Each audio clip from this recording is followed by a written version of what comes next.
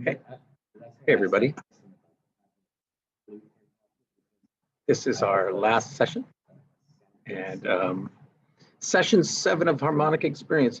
The idea is that we've hopefully introduced you to enough concepts that you're going to want to study on your own and go and look at these ideas some more. We've skipped a whole lot of stuff in the book, but we've hit some of the salient points, and that is talking about tuning of actual notes in just intonation that are closest to C, the low prime numbers, and then getting into the comma theory of how different tunings can be apart.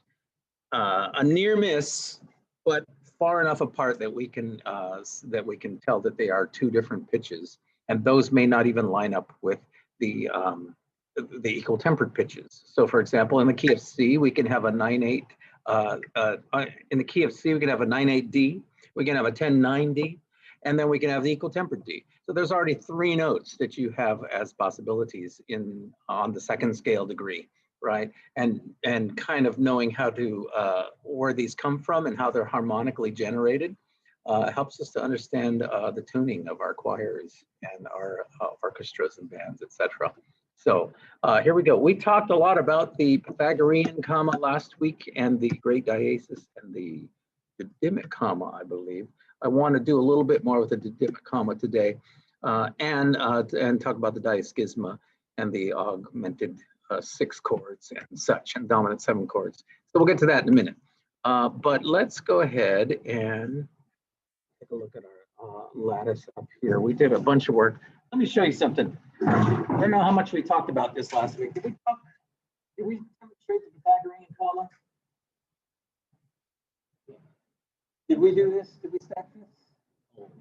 Yeah.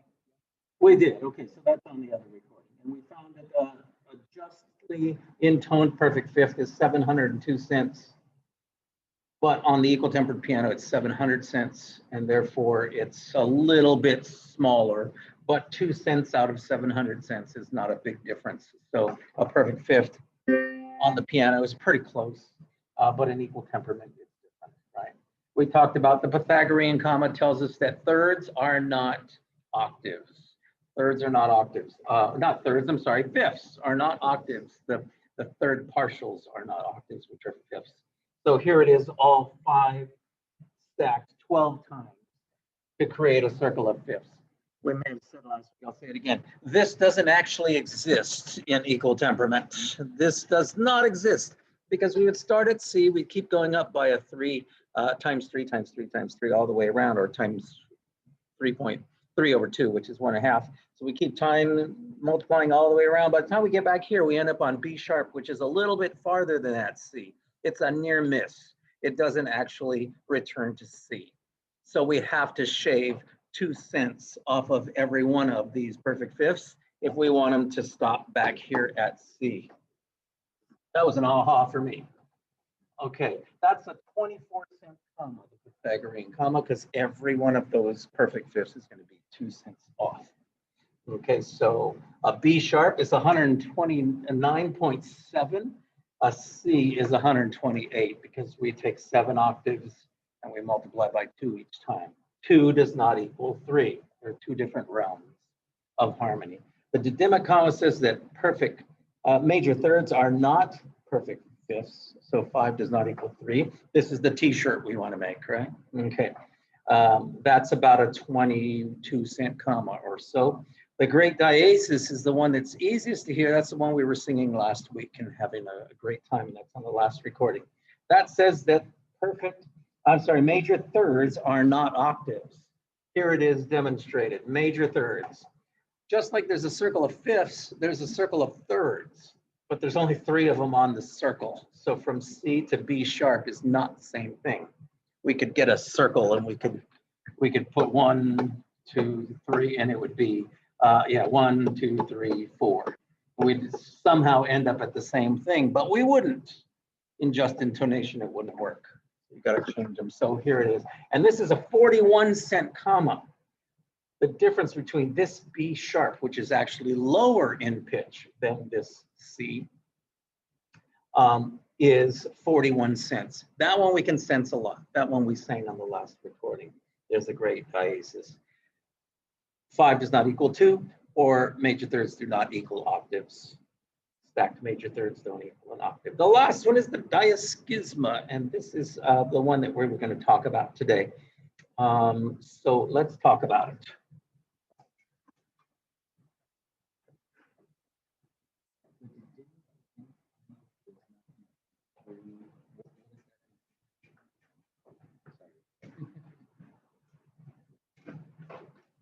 The didymic comma 5 does not equal 3, or major thirds do not equal perfect fifths. So here's the didymic comma. D to D, the 9/8 to the 10/9. This one, if we move it to the key of C, there's an E here, but there's also an E way over here. There's an E way over here, right? And what's the ratio of that E? 3 times 3 times 3. What's 27 times 3? Someone who's quick with math.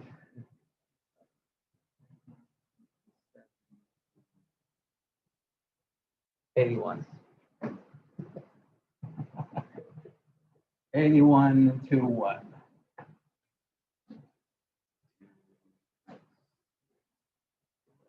One, yes.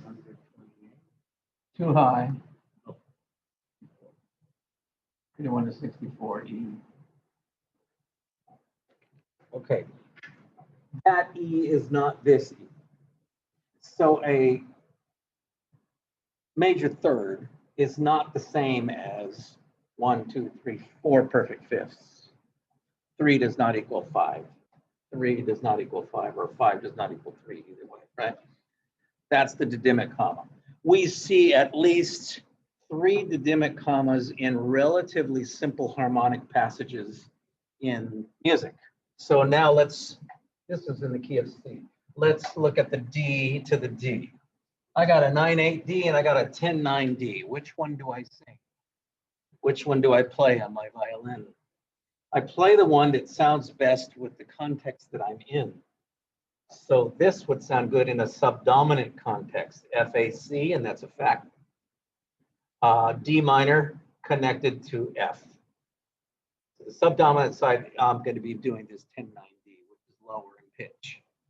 But if I'm in a dominant context, GBD, this is the D I'm going to be doing because it matches with this G by a perfect fifth, and our ear likes the low prime ratios. So I'm going to go for the third here, or the third partial, perfect fifth. And so that's the D I'm going to use. That's the didymic comma. Which one do I use? The difference between here and here is about 21 cents, 21, 22, something like that. It's about a quarter tone. So which D do I sing? I have to look at the context. Which D does my choir sing? Which do I get them to sing, even though I'm not going to explain all this to them? So how do I get them to do it, right? I change my conducting gesture. I tell them to relax their voice a little bit. I try and get them to hear the tuning of the G to the D. Here, match this note.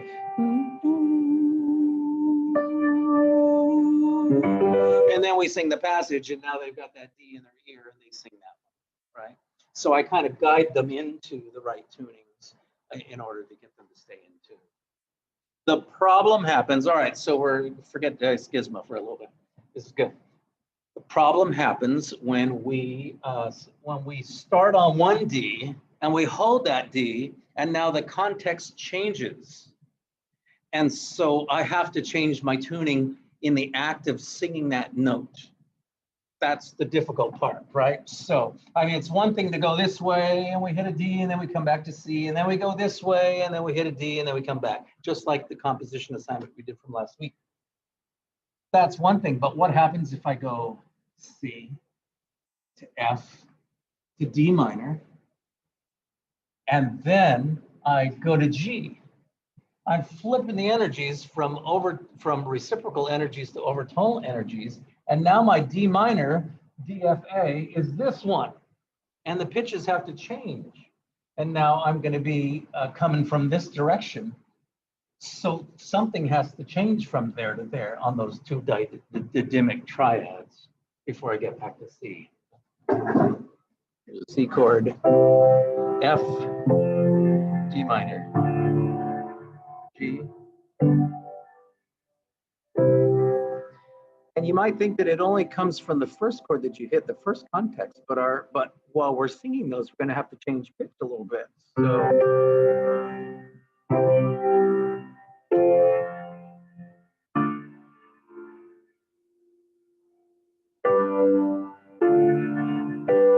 there's my D minor connected to G. Here's my D in the minor connected to F. Now that D minor chord sounds mysteriously different. Here's D minor G.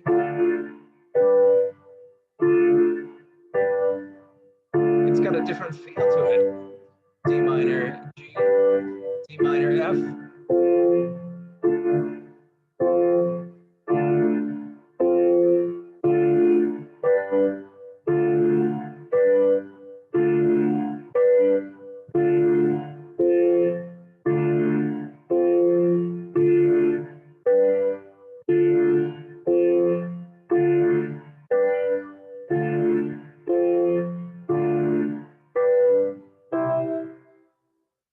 That's harder to hear in equal temperament. But if we sing an exercise like that, maybe we could come up with something that's going to sound that really lets us hear that quarter tone difference. Okay, so if you jump to page 272. Page 272 in the book, and there's a section called Pathfinder versus Homebody. I see we forgot our books today, gentlemen. That's all right. Excuse me. The desire for the center may be the basic operative principle of tonality, but it's not the only one. There's a logic to harmony, a great beauty in the continuity of its motion, and a concomitant drama in its leaping discontinuities. These are the mechanisms that allow for meaningful journeys through harmonic territory. I like to think of the ear's ability to track harmonic motion along the paths of the lattice as the pathfinder capacity in us. It is our capacity for logic, for map making and map following, our love of sweet reason and tidiness of plot, our abiding adherence to the sanity of linear order.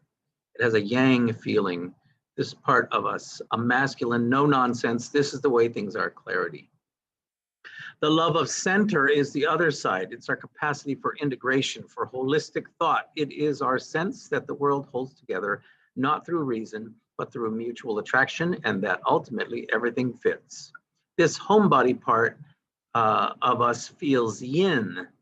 It has the feminine quality of encompassing unity and the certainty of the hearth. If you read these 2 pages, he describes what happens when you start in one context, end up in the next. And if we look at the diagram, let's see. That's not the one I want. Okay, so on page 274, you're going to see this idea of starting from C and going through from one context to the other. And you've got 2 D minors, one connected with F and one connected with G and D, which is a 5 of 5. And so this moving back and forth between the 2 different ones, you've got the pathfinder versus the homebody. The homebody wants to remain stuck to the center, and the pathfinder wants to travel around and find things. And they might both be in 2 different places at once. It's really interesting the way he reads that. Okay, we're going to find an example here to sing together. Okay, so we're on page 270 then, and we're going to look at the musical example at the bottom. And Tom's going to sing the middle part. I'll sing the top, and Art will sing the tenor line, and I'll play the bass on the piano. Here we go. We're doing an octave lower than written. 2, 3, and 2.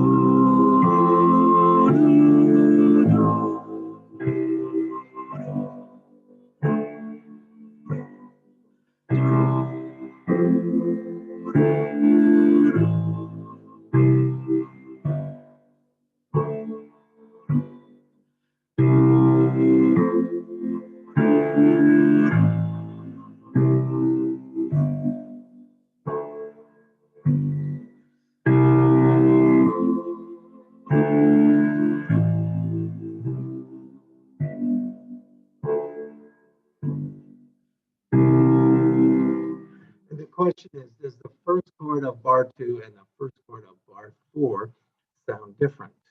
If you're getting a difference between those, and if we're doing it right, that's where you're hearing the didymmic comma happening. You've got a different D minor chord in both cases. Yeah, there you go. Now that is if they happen like last week's writing assignment, where you go to one, you come back to the center, you go to the next one, you come back to the center. What happens if they happen at the same time? All right, so the example on 271, the second example down, 29.3, this shows the example of the D minor triad, which is going to, actually, it's going to be a D major triad, and it's going to change in the act of being sung. So first we do this, hit that D in the soprano part, and then it's associated with the F major chord. Then it gets associated with the D, the 505, which is on the other side of the lattice. So now we have to go over there, and the D changes its tuning by about 21 cents or so. And it cuts back home.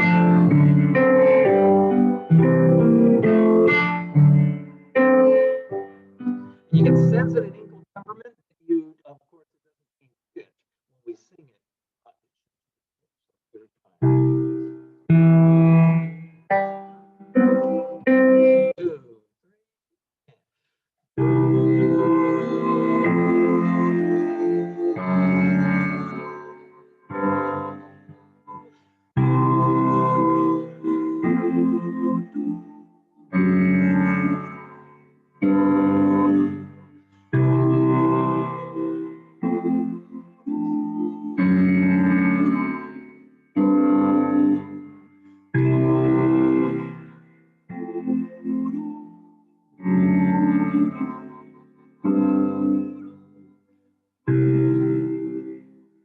So it might be hard to hear, but the best way to do this is to get a couple of good in-tune friends and sing these together, and see if you can sense that. See if you can get 4 people together and sing it.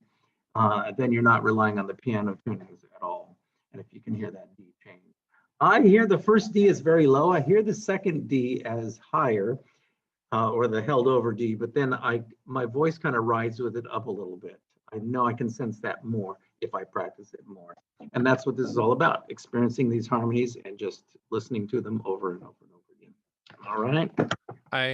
I wonder if you can, I mean, I guess it'd be interesting to compose something for a choir, knowing that your choir has either an affinity for or trouble with holding notes over those chord changes. So if they are likely to not give it the energy that and sing through that line, that you would put that D in the lower context for the second note, so that when they naturally start to lose energy and go on like a few cents flat, that it actually fits better in that chord. That's very smart thinking, and yeah, the comma works in both directions. There's no reason why you have to go to the subdominant side first. Yeah, absolutely. All right, let's jump over to the diaschisma.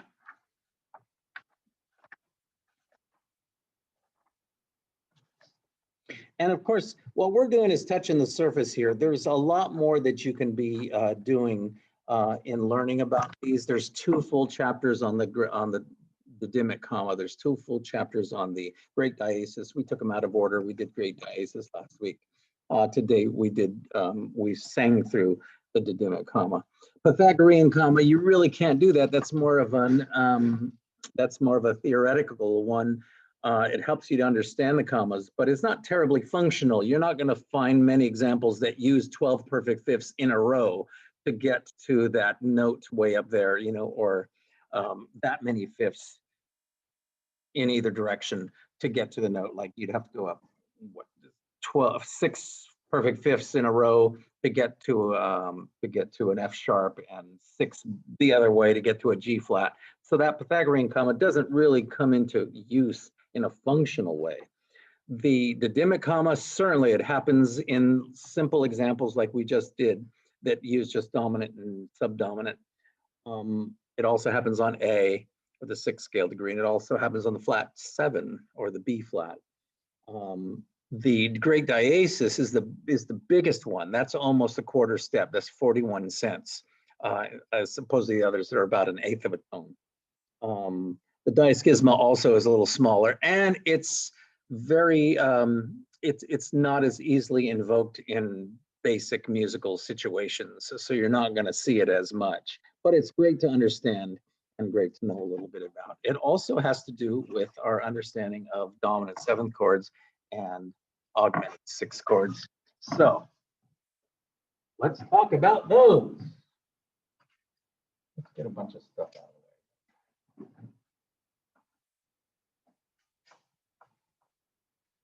This is what I talked about. I'm going to draw it again, but let me take it out for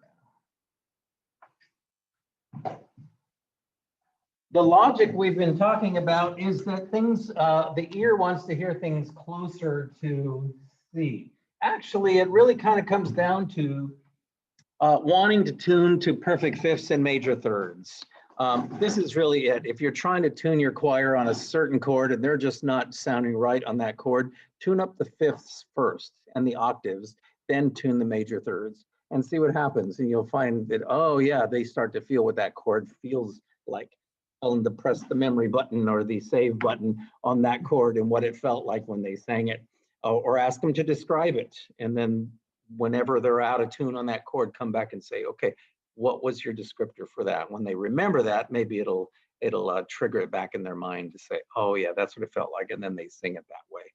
Just try and make it feel that way again. How do we tune a dominant 7th chord? The chapter on the diaschisma talks about redefining the dominant 7th chord and its function, and then that the augmented 6th chord is very similar to that chord. So let's see. How do we tune it? Where are the notes? Logic would tell us that it should be G, B, D, and D is kind of close to F, so maybe that's the F, but that's a minor third. Actually, we're going to look at it as being this F, this subdominant F. So at the same time that we are singing this dominant energy, this overtonal energy, we're actually singing a little bit of subdominant in the mix. And we come all the way over here. And so what we end up having is this tonal gravity that wants to go like this, back into the C. And so when we get this, we're hearing this as a subdominant note, and this as dominant energy. Those go to that. So it's like having a rubber band on your thumb or finger, and you're stretching it out, and there's your 5/7, and it comes back to C. This idea of gravity pulling everything in. That's how the dominant 7th works. The augmented 6th chord is kind of new territory for me as far as why it's similar. And so let's explore it. I think I know why, but I'm learning too. All right, let's get a bunch of stuff out.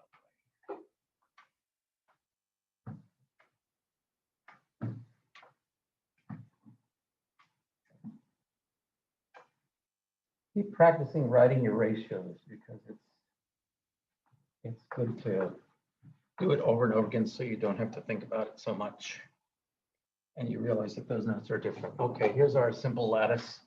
Extend it a little bit here and there.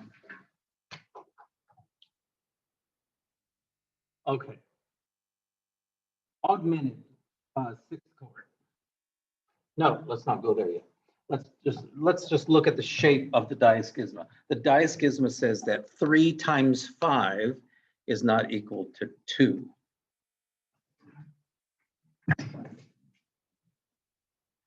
That means that perfect fifths and major thirds stacked together, compounded together, are not going to equal the same distance as stacking octaves.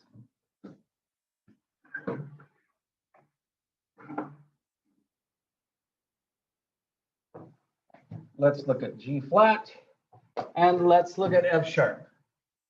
G flat isn't really in the realm of F sharp or of the key of C. G flat's kind of getting too far away.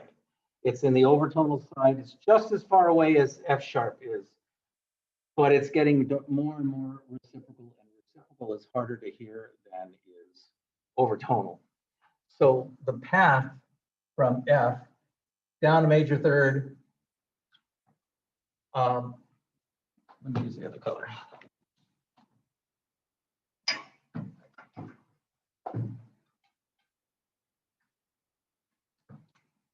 Down a major third, over a perfect fifth, over a perfect fifth, perfect fifth, perfect fifth, down a reciprocal third. 2/3 up and 4/5 across, or 2/3 down and 4/5 across, right? 3s and 5s now multiplied together, compounded together to get to from that note to this note. Well, it's not the same note. They're different notes, as you can tell, because we've already looked at the ratios, which we just erased. But you can see that it's no longer the same thing. So F sharp and G flat are not the same pitch, even though we teach kids all the time that they are, because we're teaching them in equal tempered language instead of just intonation language, right? But we know that these are different numbers, so they sound different. How different? About 1/8 of a tone, about 22 cents or so. I don't remember the exact number. All right, so let's talk about augmented 6 chords. Let's see if I need any more.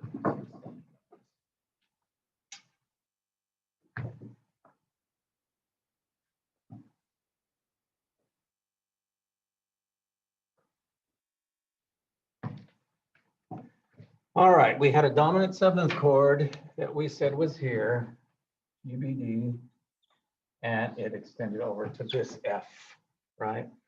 Okay, now let's look at the augmented 6th chord. How do you spell an augmented 6th chord in the key of C? What's the easiest way to get to it? You know, A flat, C, F sharp is what Tom says. Now, how did you arrive at that, Tom?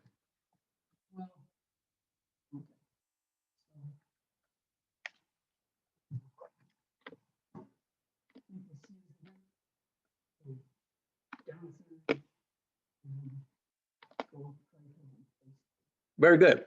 Okay, so Tom says he thinks of C as the root, and there is the crux of the whole creating augmented 6 chords. Some classes will teach you that the chord is a borrowed flat 6 from minor, which is a major triad, right? In the key of C minor, the 6th chord would be A flat, a major chord, right? So that would be like an A flat. And then they would say, okay, but you're going to sharp the 6. So it's like a flat 6, sharp 6. And this is very confusing, because what this is telling you is that in augmented 6 chord, which is spelled A flat, C, F sharp, these are the notes. They're telling you that A flat is the root with this kind of terminology, and A flat is not the root. I prefer to call it what my teacher George called it. He says it's the generating tone. The generating tone, so this is no good. The generating tone is the tonic. Just like in the dominant 7th chord, which is split with splitting both energies, you're splitting both energies for the augmented 6th chord. And here it is. You go down to the A flat from C, you go up to the F sharp this way, and you're actually centered around G, beautifully around G, but your generating tone is a C, major third down, 2/5 and a third up to get to the F sharp. So you have to think of C as being the generating tone. And a shortcut way is to think, what is the dominant of the key? The dominant of the key is G. So go up a half step up from G and go a half step down from G, and you've got it. There's your spelling. C, which is the name of the key, half step below the dominant is F sharp, and a half step above is A flat. There's your spelling. A flat, C, A flat C, F sharp. Now we call this the Italian, and there's no real reason that I know of why they call it Italian, French, and German augmented six chords. They just named them that way at some point in history, and we stick with it, but it really doesn't mean anything. So look at page 321, and we can see the three different types of augmented six chords. Now, actually, look at page 320. Let's look at this first.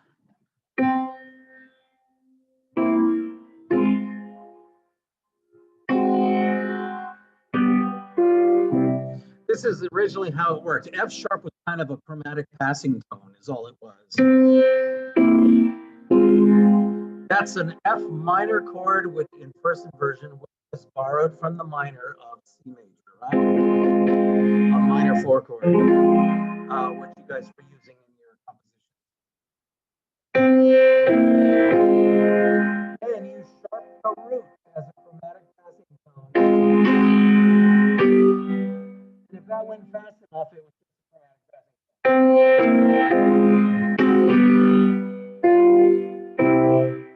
But if you slowed it down and it started to become historically, it started to become its own harmony. This.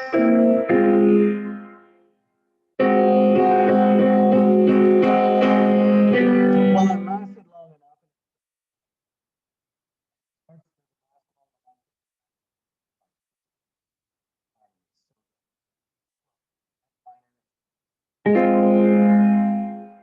Minor 4 chord bar. And then this is what you got. And that's what they call the Italian 6. That's the one we just talked about. C is your generating down, reciprocal third flat, and go up to fifths and F sharp, right? That's the Italian. Okay. Now, I actually learned these in a different order. Aladdin presents them in this order for specific reasons, but I'm just going to show them to you the way I conceptualize it myself. I went from Italian to French to German. So what do you do to get these? Okay, so here I go. My generating tone is C. Sorry. If I add a major second above the C, or I take the second scale degree, which is D, and I add it to the mix, now I've got a 4-note chord, and that's called the French augmented 6 chord. It's got a French kind of sound in my ear from a lot of pieces that I've listened to by French composers. I hear that sound. I don't know why they call it French, but that's how I remember it. Now, the German, I take that half step. I'm sorry, that whole step. I take that D and I move it up by half step to the borrowed minor third of C, which is E flat.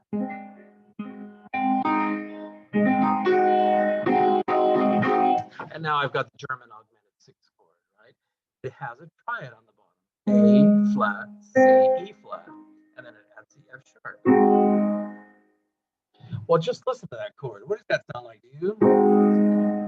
Sounds like a dominant 7th chord, doesn't it? But an A flat dominant 7th chord, if I were to spell the last note as G flat, then where does it want to go? It wants to go to D flat. D flat becomes the subdominant and it becomes that structure we saw the dominant 7th chord. That's not how it functions. And that's not how it lands on the lattice either. The numbers are going to be different. You cannot call it a G flat. It's kind of dominant 7th like because it uses the same pitches in equal temperament, but in just intonation, it doesn't. And so that note is actually an F sharp. And herein lies the problem. A lot of published music will then change that and print it as a G flat because they say it's easier to read. You can see 4 stacked thirds instead of something weird, right? A flat to C and then D to F sharp or E flat to F sharp. Well, that's too hard to read. So let's simplify it, right? So publishers, the original manuscript of the composer, make changes themselves because they want it to sell better, which is maybe cynical, maybe not, right? If a composer is adamant that it should be a certain spelling because the composer knows what he's doing, then hopefully the publisher will leave it alone. What we find is that as equal temperament starts to take over and different temperaments start to take over the European musical ear, composers start spelling things equal tempered ways instead of where the harmony actually is on the lattice or in the just world. And so, as Alaudin says in his book, he has played hundreds and thousands of pages of Bach and has never found a spelling mistake, ever. But by the time you get to Mozart and Beethoven, you start to see spelling errors. Was that the masters themselves or was it their publishers? Who knows? But composers start being less careful with where they're at because now they're in an equal tempered world, right? So the thing to know about the augmented sixth chord is that it is a dominant preparation chord. If you hit that German six, it's not going to go here. It's going to go to G, back to C, because that we're spelling it from C, right? And it surrounds, just like that rubber band again, it surrounds our tonic and wants to collapse back in.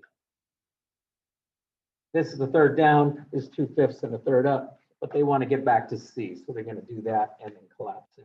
They're actually going to stop by way of G, which is right dead center of this structure. The dominant is the dead center of the A flat and the F sharp harmonically, right?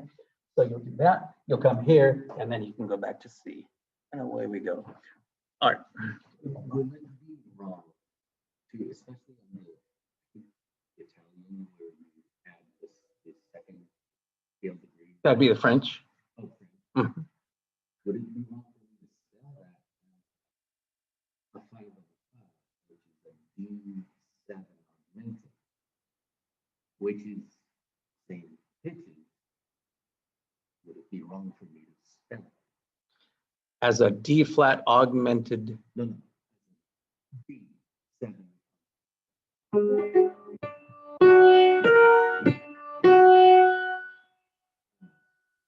sorry.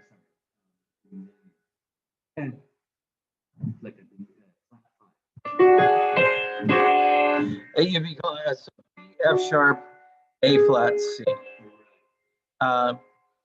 You're calling that a D7 flat 5, Right. right? Okay.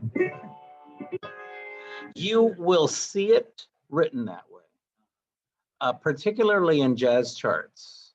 But one of the points that Alaudin makes in the book very often is that jazz doesn't always get the nomenclature right. They get what's easiest to and quickest to understand and they move on. But if you want to describe it properly, then you wouldn't call it that. You wouldn't call it D7 flat 5. It's not that. Yeah, depending on where it's going. Yeah. If that's going to go to the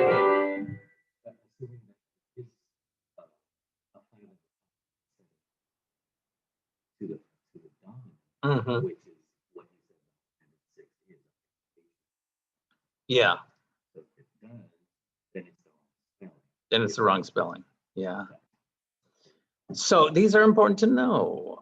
Let's see, for that reason, not because you're necessarily going to write a lot of augmented six chords in your own personal music. Maybe you will, maybe you won't. But it harkens back to the way music has developed, and it's nice to know these things and to know how they functioned in music, especially when you're performing music of the great masters from Beethoven on. I mean, even as far back as Bach. So there's the Italian. There's the French. I'm sorry. Here's the Italian. Here's the French. And here's the German. And they're all going to go to G.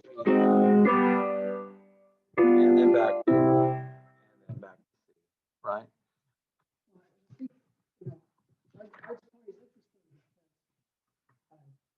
D7 flat wants to go to G, and A flat also wants to go to B. Mm-hmm. And they're actually spelled the same way in terms of what you call notes. Yeah. Although jazzy often call them flat. The only difference is the base of the D7 flat 5 is D, but the Yeah, they're 11 very, 6, right. right? And the generating tone of the 6 is D, Yeah. which I find it hard to. I know. because the generating tone for me Mhm. is usually the bass. You know? Right. Well, yeah, and the other thing that I think is weird about builds your augmented six on C. Then you've got F sharp there, and that's 45 to 42. And tuning in F sharp for that C, you're getting that tune.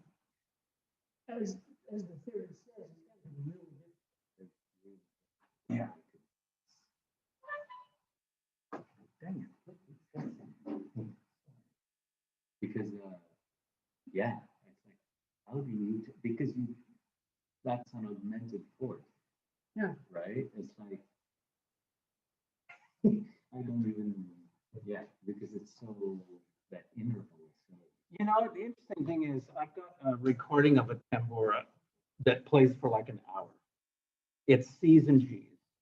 That's all you hear, C's and G's. And when you're listening to it, you can hear the F sharp. You can hear it up in the overtones ringing. So you're listening to it, and it's really not as far away as you think because it's overtonal, because it's through the G, which is the dominant, very strong. I mean, it's easy to hear the B. It's easier. It's not that difficult to hear the F sharp. Well, it appears in both, but it appears in the G overtone series closest. Yeah.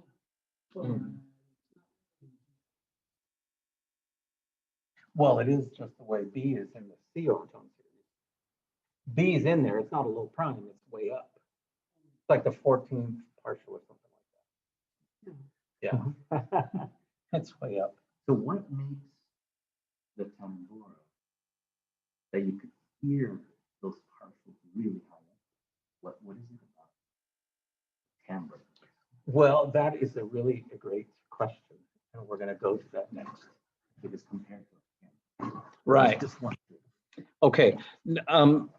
All this about augmented six chords is to say that they do allow you to invoke the diaschisma within your music. So I would tell you that if you're interested more in this, besides just knowing it theoretically, get in there and play those exercises in the chapter of the diaschisma, which is, I think, chapter 33 or so, 32. And that takes you to the end of the discussion of the different commas and how they function in tonal harmony. Okay, and we're going to end our studies there. What is beyond? This is third partials and fifth partials. This is perfect fifths and major thirds. This is what we've been studying on the assumption that the ear likes to tune to those low prime ratios and their compounds, and how receptive our ears are to those sounds and feelings.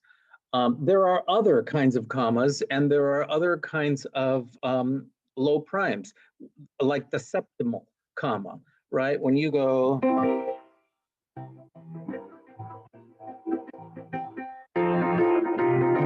when you're using it as a standing note of the chord, that's different tuning. That B flat is rhythmic note B flat in the key of C. Different tuning. It's a septimal comma. It's based on the seventh partial instead of the third or the fifth partials, right?